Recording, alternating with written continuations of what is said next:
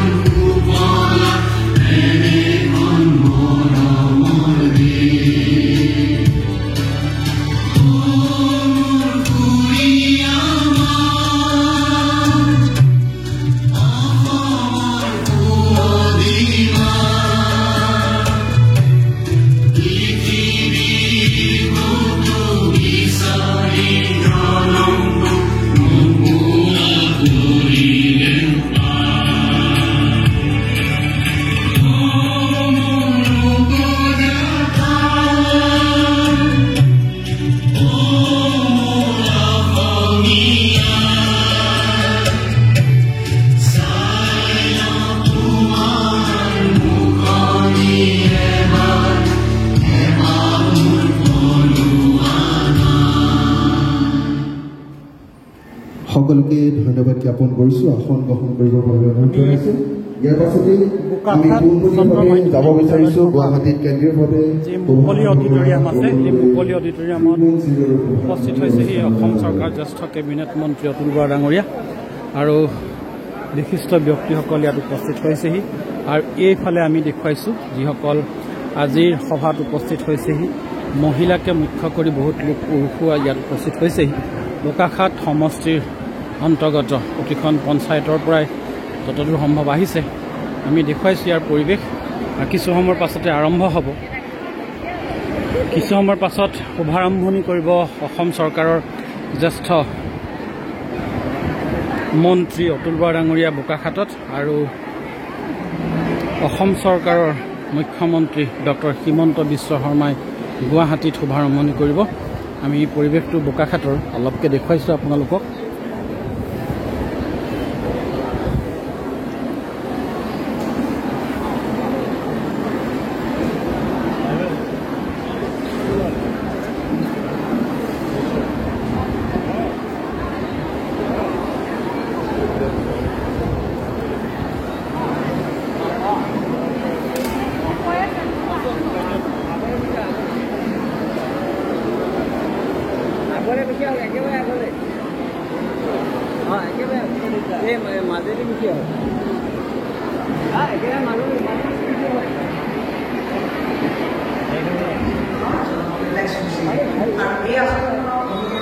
ভাৰতবৰ্ষৰ বাহিৰৰ কেইবাখনো ৰাজ্যত ইয়াক অনুসৰণ কৰি তেওঁলোকৰ ৰাজ্যবিলাকতো আঁচনি প্ৰৱৰ্তন কৰিছে।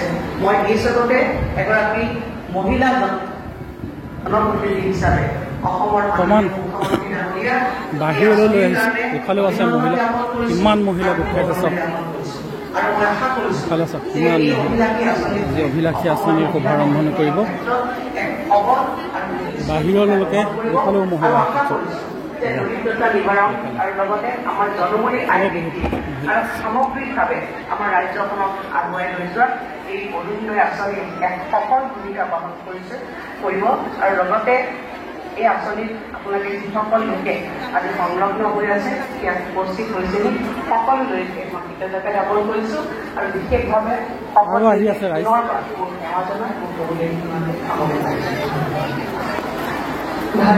মুদুলি মুদুলি বোকাখাটৰ মুকলি অডিটৰিয়াম। ৰাজ্যৰ মূলত আয় বৃদ্ধিৰ লগতে দিব্যাংগসকলৰো বিত্তীয় অৱস্থা উন্নত কৰাৰ লক্ষ্যৰে অসম চৰকাৰে অৰুণোদয় 3.0 আঁচনি ৰূপায়ণ কৰিবলৈ স্থিৰ কৰিছে। লগতে পৰিপুষ্ট সমাজ গঢ়াৰ লক্ষ্যৰে খাদ্য সুৰক্ষা আইনৰ অধীনত এক বৃহৎ সংখ্যক হিতাধিকাৰীক নতুন ৰেচন কাৰ্ড প্ৰদান কৰিবলৈ স্থিৰ কৰিছে। মই অসমৰ মাননীয় মুখ্যমন্ত্ৰী ডক্টৰ হিমন্ত বিশ্ব শৰ্মাদেৱক প্ৰথমে অৰুণোদয় 3.0 আঁচনি ৰূপায়ণৰ শুভাৰম্ভ আনুষ্ঠানিকভাৱে কৰিবলৈ অনুৰোধ জনাইছোঁ।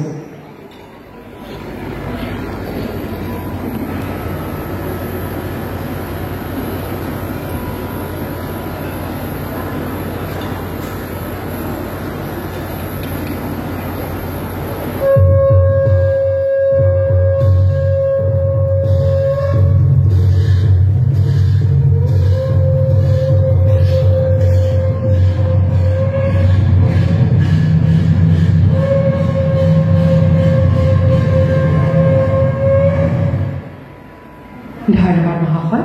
এইবাৰ মই মাননীয় মুখ্যমন্ত্ৰী মহোদয়ক নতুন ৰেচন কাৰ্ড প্ৰদান প্ৰক্ৰিয়াৰ আনুষ্ঠানিক শুভাৰম্ভ কৰিবলৈ অনুৰোধ জনাইছো।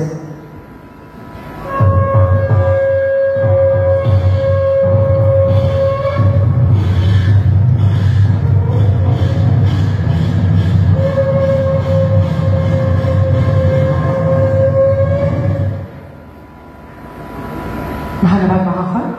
এতিয়া মই আজিৰ অনুষ্ঠানৰ মুখ্য অতিথি অসমৰ মাননীয় মুখ্যমন্ত্ৰী ডক্টৰ হিমন্ত বিশ্ব শৰ্মা দেৱক তেখেতৰ বহুমূলীয়া ভাষণ প্ৰদান কৰিবলৈ বিনম্ৰ অনুৰোধ জনাইছো।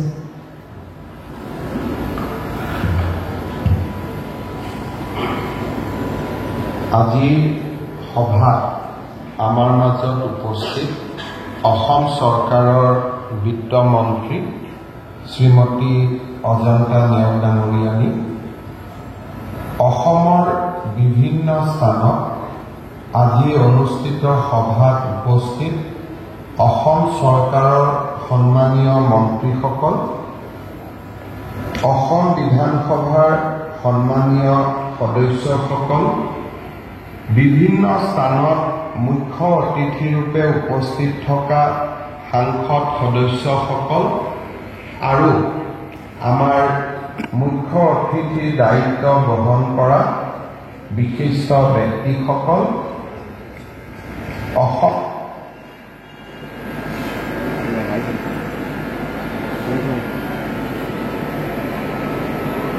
আমাৰ নেটটো শ্ল' প্ৰমাণ সেইটোৱে নেট শ্ল' বোকাখাটত যে নেট চৰকাৰৰ মুখ্য সচিব ডাঙৰীয়াকে আদি কৰি আমাৰ আজিৰ অনুষ্ঠানত গুৱাহাটী আৰু অসমৰ বিভিন্ন স্থানত সমবেত বিষয়াসকল, আজিৰ সভাত উপস্থিত আই মাতৃসকল আৰু অসমৰ বিভিন্ন স্থানত সমবেত সুধী মণ্ডলী, অসম চৰকাৰৰ বাবে আৰু ব্যক্তিগতভাৱে মই আজি অত্যন্ত আনন্দিত যে আজিৰ পৰা আমি অৰুণোদয় 3 বা যাক আমি চমুকৈ অৰুণোদয় 3.0 বুলি কওঁ, এই আঁচনিখন অসমৰ ৰাইজৰ বাবে সমৰ্পণ কৰাৰ এটা বিৰল সৌভাগ্য আমি সকলোৱে লাভ কৰিছোঁ। 2020-21 চনত অসমৰ বিত্তমন্ত্ৰীৰূপে কাৰ্যনিৰ্বাহ কৰি থকাৰ সময়ত ৰাজ্যৰ বাজেটত অষ্টাদশ মুকুতাৰ উন্নয়নী মালা হিচাপে প্ৰতি বছৰে আমি 18টা আঁচনি ৰূপায়ণ কৰাৰ বাবে সিদ্ধান্ত গ্ৰহণ কৰিছিল আৰু সেই সময়তে এই 18খন আঁচনিৰ এক অন্যতম অংগ হিচাপে আমি অৰুণোদয় আঁচনিখনৰ বিষয়েও ঘোষণা কৰিছিল। আত্মনিৰ্ভৰশীলতা, আত্মবিশ্বাস আৰু সুদীৰ্ঘ লক্ষ্যৰে অসমক পুনৰ উত্থানৰ পথেৰে আগবঢ়াই নিয়াৰ কথা সৰুগত কৰিয়ে আমি অৰুণোদয় আঁচনিখন ৰচনা কৰিছিলোঁ। অৰুণোদয় আঁচনিখন অষ্টাদশ মুকুতাৰ উন্নয়নী মালাৰ সবাতোকৈ আকৰ্ষণীয় মুকুতা হ'ব। পবিত্ৰ সদনৰ মজিয়াত ঘোষণা কৰা সকলো আঁচনিৰ ভিতৰত এই আঁচনিখনে হ'ব সবাতোকৈ শক্তিশালী আঁচনি। এই ধৰণে 2020-21 চনত মই অৰুণোদয় আঁচনিখনৰ কথা বৰ্ণনা কৰিছিলোঁ। আমি আৰম্ভ কৰিছিলোঁ অৰুণোদয় আঁচনিখন আৰু প্ৰথম অৱস্থাত প্ৰতি মাহে প্ৰত্যক্ষভাৱে আমি 830 টকা দৰিদ্ৰজনৰ বেংক একাউণ্টলৈকে হস্তান্তৰ কৰিছিলোঁ। আজিৰ এই মুহূৰ্তত 24.60 লাখ পৰিয়ালে প্ৰত্যেক মাহৰ 10 তাৰিখে 1250 টকাকৈ নিজৰ বেংক একাউণ্টত অৰুণোদয় ধন পাবলৈ সক্ষম হৈছে। মাননীয় প্ৰধানমন্ত্ৰী নৰেন্দ্ৰ মোদী ডাঙৰীয়াৰ দূৰদৰ্শিতাৰ বাবে অসমত আৰু ভাৰতত জনধন একাউণ্ট, আধাৰ আৰু মোবাইল সংযোগ ব্যৱস্থাৰ আৰম্ভণি কৰা হৈছিল। প্ৰধানমন্ত্ৰী ডাঙৰীয়াই হাতত লোৱা জনধন একাউণ্টৰ বাবে আজি আমি প্ৰত্যেক মাহত 24.60 লাখ পৰিয়াললৈ অৰুণোদয় আঁচনিৰ ধন ৰূপান্তৰ কৰিব পাৰিছো। আমি 830 টকা কেনেকৈ আমি ৰাইজৰ মাজত ভগাই দিয়াৰ চেষ্টা কৰিছো। যেতিয়া আমি 830 টকা 2020-21 চনত আৰম্ভ কৰিছিলো, তেতিয়া আমি ভাবিছিলো 830 টকাৰ 400 টকা প্ৰতিটো পৰিয়ালে ঘৰত প্ৰয়োজনীয় হোৱা মেডিচিন, বিশেষকৈ যি ঘৰত বৃদ্ধ আই মাতৃ থাকে, যি ঘৰত বেমাৰী ল'ৰা ছোৱালী থাকে, নিৰ্দিষ্টকৈ তেওঁলোকে কিছু টকা পৰিয়ালৰ ঔষধ কিনাৰ বাবে খৰচ কৰিব লাগে। আমি ভাবিছিলো যে 830 টকাৰ 400 টকা আমি স্বাস্থ্যজনিত খৰচৰ বাবে ৰাইজক আগবঢ়াম। 200 টকা আমি প্ৰত্যেকটো পৰিয়ালে যাতে 4 কিলোগ্ৰাম দালি কিনিব পাৰে তাৰ বাবে আমি 50% ৰাজ সাহায্য, 80 টকা ঘৰখনৰ বাবে ক্ৰয় কৰা 4 কেজি চেনিৰ বাবে ব্যয় কৰা মাহিলী খৰচৰ 50%, 150 টকা ফল মূল আৰু শাক পাচলি কিনিবৰ বাবে আমি 830 টকা ৰাইজৰ ওচৰলৈ আগবঢ়াইছো। অৰ্থাৎ প্ৰতি কেজি অৰুণোদয় পৰিয়ালে যেতিয়া দালি কিনে, তেতিয়া সেই দালিৰ বিপৰীতে আমি 50% অৰ্থাৎ 200 টকা ৰাজ সাহায্য দিম। আমি ধৰি লওঁ যে এটা পৰিয়ালে প্ৰতি মাহত 400 টকাৰ দালি কিনে, 200 টকা ইয়াৰ খৰচ চৰকাৰে দিয়ে, 80 টকা 160 টকা তেওঁলোকে চেনি কিনে, তাৰ 50% অৰ্থাৎ 80 টকা ৰাজ্য চৰকাৰে আগবঢ়ায়। 830 টকাৰ অৰুণোদয়, দালিৰ খৰচ, চাউলৰ খৰচ, ঔষধৰ খৰচ আৰু 150 টকাৰ বাবে ফল মূল আদিৰ খৰচ জড়িত হৈ থাকে। যেতিয়া কভিড আহিলে, কভিডৰ সময়ত আমি চিন্তা কৰিলো যে ৰাইজৰ বিভিন্ন ধৰণৰ খৰচ বাঢ়িছে, আমি 170 টকা আমি কভিড মুক্ত পৰিৱেশত ৰাইজক দিয়া আৰম্ভ কৰিলো। কভিডৰ পিছতো এই 170 টকা আমি প্ৰত্যাহাৰ কৰা নাই। এতিয়ালৈকে এই 170 টকা নিৰন্তৰভাৱে ৰাইজে পাই আছে। 2022 চনত ৰাইজৰ মাজত এটা অভিযোগ আহিলে যে বিদ্যুতৰ খৰচ বাঢ়িছে। তেতিয়া আমি হিচাপ কৰিলো যে এটা পৰিয়ালে বিদ্যুতৰ বাবদ দৰিদ্ৰ পৰিয়ালে কিমান খৰচ কৰে। আমি পালো যে তেওঁলোকে 500 টকা ইলেক্ট্ৰিচিটিৰ কাৰণে খৰচ কৰে, বিদ্যুতৰ মাচুল দিয়াত খৰচ কৰে দৰিদ্ৰ পৰিয়ালে। তেতিয়া আমি ইলেক্ট্ৰিচিটি বোৰ্ডত যদি 250 টকা ডাইৰেক্টলি দি দিলোহেঁতেন, তেতিয়া ইলেক্ট্ৰিচিটি বোৰ্ডে ৰাজ সাহায্য দিব পাৰিলেহেঁতেন। কিন্তু আমি চিন্তা কৰিলো যে প্ৰতিটো পৰিয়ালৰ 500 টকাৰ প্ৰয়োজন নহয়, কোনোবা 200, কোনোবা 300, কোনোবা 400 টকা। গতিকে ৰাইজে যাতে প্ৰতি মাহে ইলেক্ট্ৰিচিটিৰ যি খৰচ দিয়ে, সেই খৰচত আমি 250 টকা চৰকাৰৰ পৰা আমি দিয়াৰ আমি ব্যৱস্থা কৰিব পাৰো। তেনেকে 830 টকাৰ অৰুণোদয় প্ৰথমে 1000 টকা হ'ল, দ্বিতীয়তে 1250 টকালৈ ই বৃদ্ধি পালে।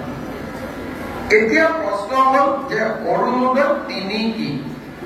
লোকসভা নিৰ্বাচনৰ সময়ত আমি ৰাইজক ঘৰে ঘৰে একোখনকৈ সমীক্ষা পত্ৰ দিছিলো যে কোনে কোনে অৰুণোদয় আঁচনি পোৱা নাই, কাক কাক নিযুত মইনা আঁচনি লাগিব আৰু কাৰ ঘৰত পৰিয়ালৰ মূল ব্যক্তিজনক জীৱন বীমা কৰি দিয়াৰ প্ৰয়োজনীয়তা আছে।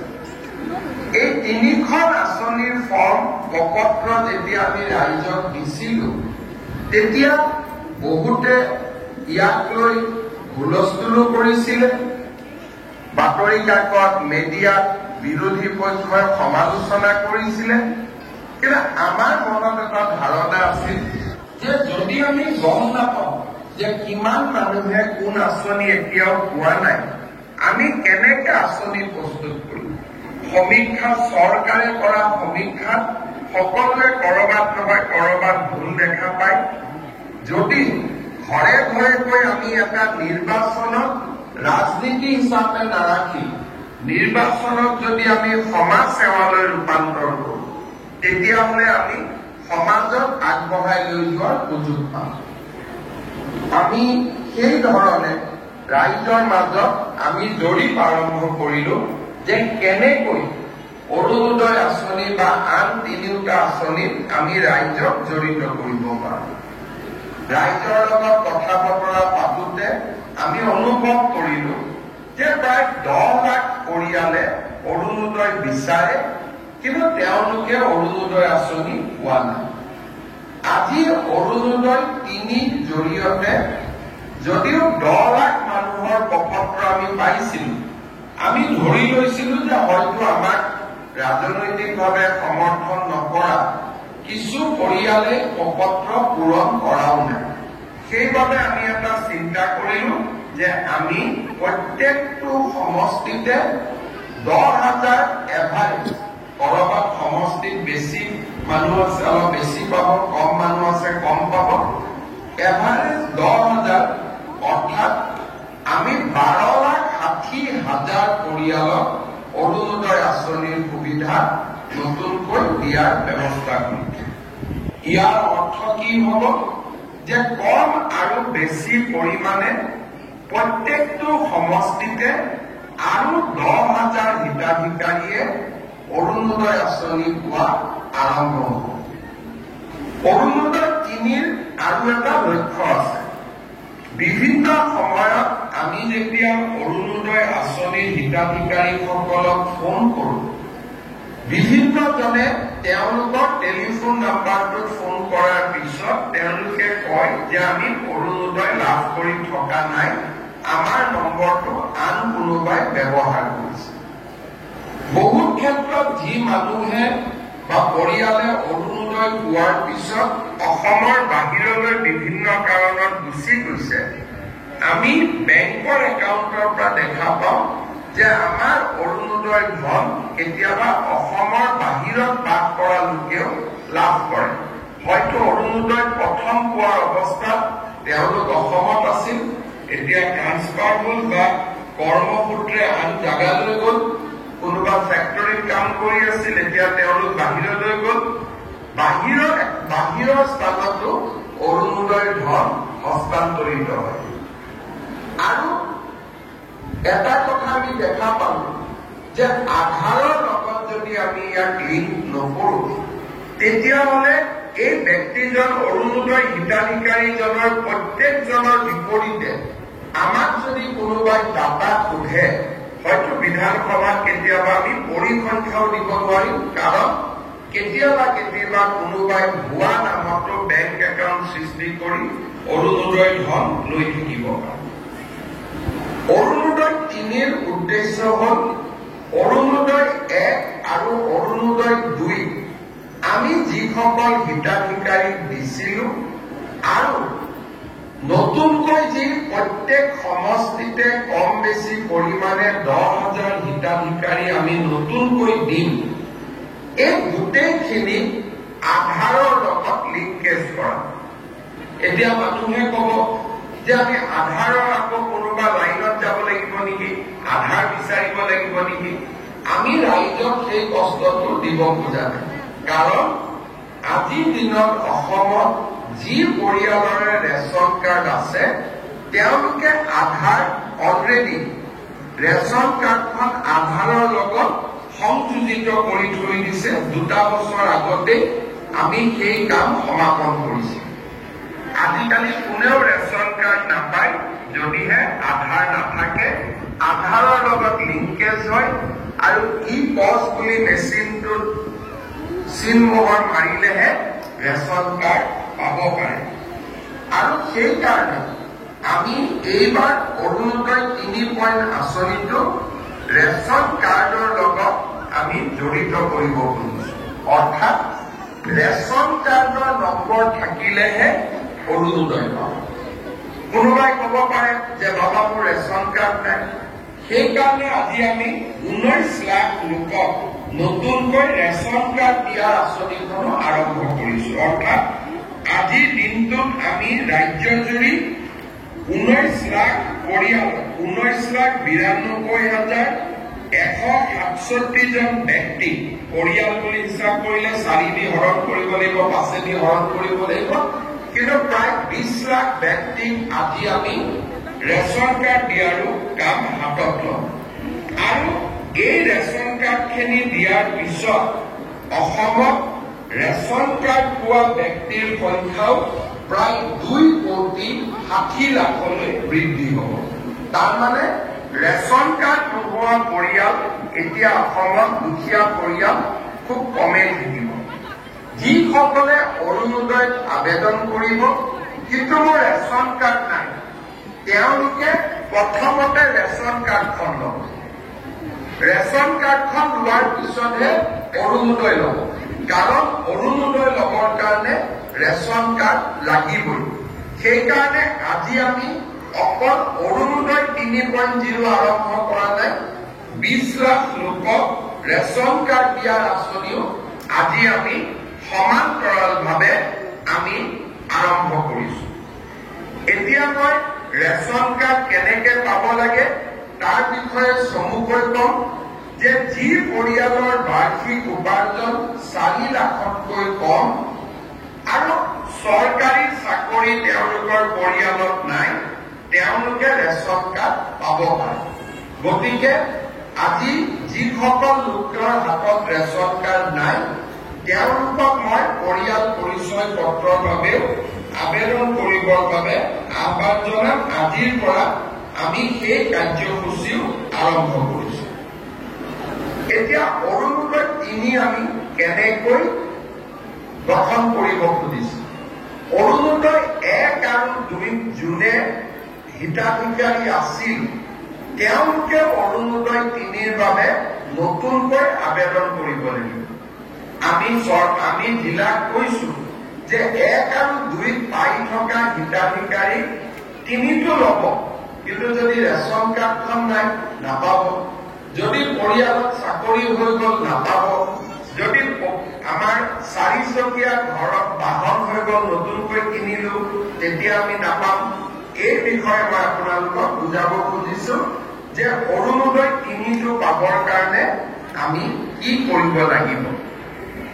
মই প্ৰথমতে কৈছিলো যে 10,000 কৰি আমি এটা সমষ্টিত অৰুণোদয় নতুন হিতাধিকাৰী দিম আৰু পুৰণা হিতাধিকাৰীখিনিও সংখ্যাটো থাকি যাব। তাৰ মানে এতিয়া আমাৰ গোটেইখিনি যদি আমি হিচাপ কৰো পুৰণা আৰু নতুন, টোটেল 37,20,000 পৰিয়ালে অৰুণোদয় আঁচনি লাভ কৰিব। অৰুণোদয় 3.0 নতুন আৰু পুৰণা মিলি। আৰু ইয়াক যদি আমি 126 দি হৰণ কৰো, কম বেছি পৰিমাণে 30,000 পৰিয়ালে প্ৰতি সমষ্টিতে অৰুণোদয় লাভ কৰিব। আমাৰ এখন জিলা পৰ্যায়ৰ কমিটি আছে, তেওঁলোকে জিলাত বহি যোন সমষ্টিৰ জনসংখ্যা বেছি তাক অৰুণোদয় বেছি দিব, যোন সমষ্টিৰ জনসংখ্যা কম তাক অৰুণোদয় কম দিব। মই কাৰ্বি আংলং জিলাৰ নতুন এটা সমষ্টি হৈছে, তাত আমাৰ সৰ্বমুঠ লোক আছে 90,000। আনহাতে আমাৰ অসমত আন কিছুমান সমষ্টি আছে যাৰ ভোটদাতা 3 লাখ। গতিকে 3 লাখ আৰু 80,000 দুইটাতে আমি এটা সামঞ্জস্য বহাব লাগিব। আৰু সেইকাৰণে এভাৰেজ 30,000, কিন্তু কোনোবা সমষ্টিত 28,000, কোনোবা সমষ্টিত ৩২,০০০ লোকেও অৰুণোদয় পাব। জিলা পৰ্যায়ৰ কমিটিখনে এই টাৰ্গেট বিতৰণ কৰিব। ইয়াৰ পিছত জিলা সমিতিয়ে প্ৰত্যেকটো ভোট কেন্দ্ৰলৈ এই টাৰ্গেট বিতৰণ কৰিব। অৰ্থাৎ ৩০,০০০ জালুকবাৰী সমষ্টিত যদি অৰুণোদয় মোৰ ভোটাৰ লিষ্টত ভোট গ্ৰহণ কেন্দ্ৰ আছে ২০০টা। এই ২০০টা ভোট গ্ৰহণ কেন্দ্ৰত জনসংখ্যা অনুসৰি আৰু দুখীয়া মানুহৰ পৰিৱেশ পৰিস্থিতি অধ্যয়ন কৰি প্ৰত্যেকটো বুথত সমান নহয় সমানুপাতিকভাৱে জিলা পৰ্যায়ৰ কমিটিয়ে প্ৰত্যেকটো বুথৰ বাবে অৰুণোদয় হিতাধিকাৰীৰ সংখ্যা আবণ্টন কৰিব। সমান নহয় বুলি মই কিয় কলো? কোনোবা ভোট গ্ৰহণ কেন্দ্ৰত ৩০০ ভোট থাকে, কোনোবা ভোট গ্ৰহণ কেন্দ্ৰত ১,০০০ ভোট থাকে। সমানুপাতিকভাৱে তেওঁলোকে এই কোটা ৩০,০০০ৰ কোটা প্ৰত্যেকটো ভোট গ্ৰহণ কেন্দ্ৰলৈ তেওঁলোকে ভাগ কৰি দিব। ভাগ কৰি দিয়াৰ পিছত সিলেকশ্যনৰ এটা প্ৰক্ৰিয়া আৰম্ভ হ'ব। পঞ্চায়ত বৰ্তমান নাই কাৰণে আমি জিলা উপায়ুক্তক দায়িত্ব দিছো যে আপোনালোকে গাঁও পঞ্চায়তৰ ছেক্ৰেটাৰী আৰু ৪জন মনোনীত ব্যক্তিক লৈ গাঁও সভাখন পৰিচালনা কৰিব। এতিয়া অৰুণোদয় পাবৰ কাৰণে আমাৰ মানদণ্ড কি হ'ব? সকলোৱে আবেদন কৰিব। আমি কাক অৰুণোদয় দিম? প্ৰথম অৰুণোদয় পাবৰ কাৰণে মোৰ এখন ৰেচন কাৰ্ড থাকিব লাগিব। যাৰ ৰেচন কাৰ্ড নাই সি ৰেচন কাৰ্ড বনাই ল'ব, কিন্তু ৰেচন কাৰ্ড থাকিবই লাগিব, যাতে লাহে লাহে আমি ৰেচন কাৰ্ডৰ লগত অৰুণোদয় আমি সামঞ্জস্য ৰাখিব পাৰো। বিধানসভাটো প্ৰশ্ন কৰিলে আমি তেওঁ ডিটেইলছ দিব পাৰো, কাৰণ ৰেচন কাৰ্ডত দেউতাক, মাক, এড্ৰেছ আৰু আধাৰৰ লগত ৰেচন কাৰ্ডখন জড়িত হৈ আছে। তাৰমানে অসমত অৰুণোদয় ৩.০ ৰেচন কাৰ্ড, আধাৰ, অৰুণোদয় এটাই ডাটাবেছ হ'ব।